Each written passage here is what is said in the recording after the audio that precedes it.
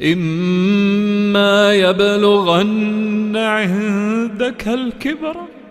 குர்ஆனுடைய வசனங்கள் ஓதப்பட்டால் அழுதவர்களாக சஜிதா செய்வார்கள் அப்படின்னு அல்லாஹ் ரப்பல் ஆலமீன் இந்த வசனத்துல சொல்லி காட்டுறான். நபிகள் நாயகம் ஸல்லல்லாஹு அலைஹி வஸல்லம் அவர்கள் தொழும்போது அவர்களுடைய அழுகையின் காரணமாக கொதிக்கும் தண்ணீர் பாத்திரம் போல் சத்தம் வரும் அப்படின்னு இந்த ஹதீஸ் சொல்லுது. நீங்க குர்ஆன் ஓதும் போது எத்தனை முறை உங்களுக்கு அழுகை வந்திருக்கு?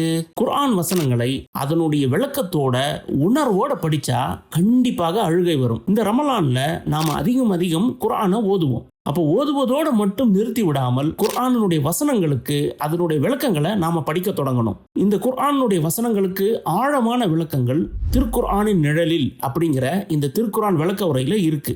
இந்த விளக்க உரையிலேயே நீங்கள் வசனங்களை அரபியில ஓதி அதனுடைய மொழிபெயர்ப்பையும் விளக்கத்தையும் உடனே படிக்கலாம். ரமலானை முன்னிட்டு நாம எல்லாம் பயன்பெற வேண்டும் என்பதற்காக 50% தள்ளுபடியில இந்த விளக்க உரையை தராங்க. இன்ஷா அல்லாஹ் அதை வாங்கி பயன்பெறுங்க.